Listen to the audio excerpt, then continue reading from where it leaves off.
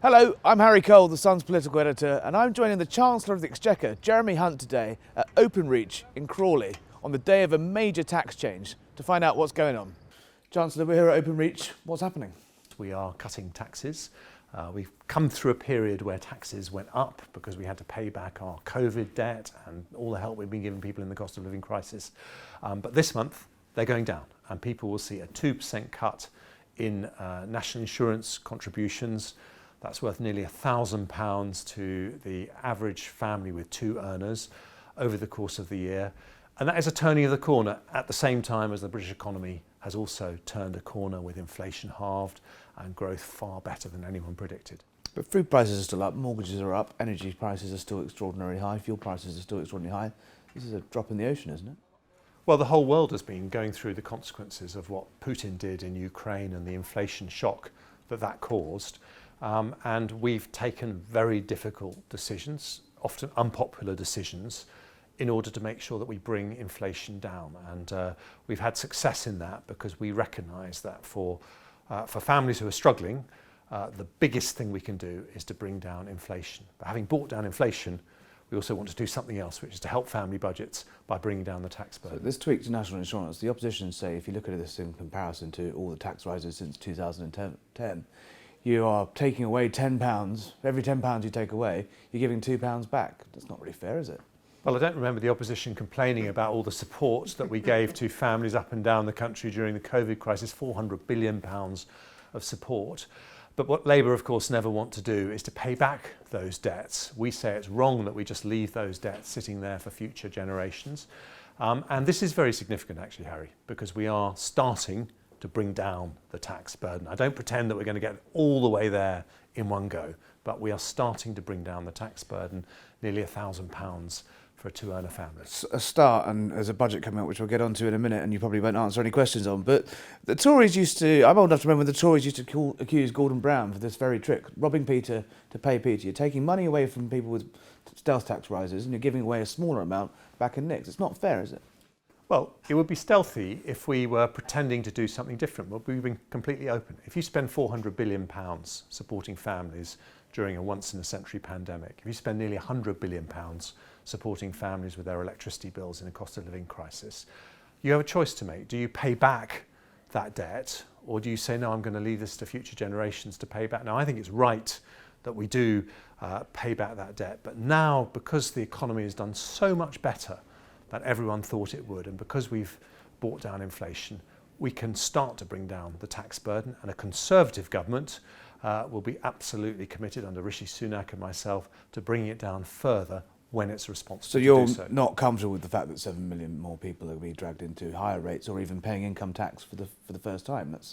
That doesn't seem right. What's your message to our readers who are going to be paying income tax for the first time because of the rates freeze? I'm a Conservative. The last thing I want to do is to raise taxes, but we did have a pandemic. We had a cost of living crisis. I think it was right in those exceptional circumstances to help families. But as soon as I get the chance, I bring down taxes. That's what I did in the autumn statement, and that's what I hope to do going forward if it is affordable and responsible. So there's a big bazooka coming in, 8th of March, is it? 6th of March. 6th of March, sorry. 6th of March is the big day, and it's too early to know whether we'll have any additional headroom for tax cuts at this stage. We haven't had the numbers back from the Office of Budget Responsibility, but I want to be very open with people. If there's a choice between increasing public spending or reducing the tax burden, my choice is to reduce the tax burden, because I think people have found the pressures on family budgets very high in the last couple of years. The principle you'd like to run through is the income tax threshold, if you can. There are lots of taxes I'd like to reduce, but as you've seen in the autumn statement, taxes that create pressure on ordinary families, those are the things which, if we can reduce those, we reward work. And that means, by the way, the national insurance cuts will mean around 100,000 more people joining the labour force, because you are reducing the taxes on work, making work pay, brings people into work, that will fill about 1 in 10 of the vacancies in the economy. So it's very good for economic growth. Judging by the car park outside, I think most people who work here drove to work today. We're about to see a 14th year of fuel duty freezes. Well, you'll have to wait and see, Harry, on that one. Be quite bold to put it up in an election year, wouldn't it? I can genuinely say that no decisions have been made on any tax levels, but look, you know what our instincts are. We want to bring down the tax burden What about of the ordinary other families. The other big decision for this year? It's January now. You've brought forward this NICS rise that, you know, for self-employed people it's coming in April, but for employed people it's January.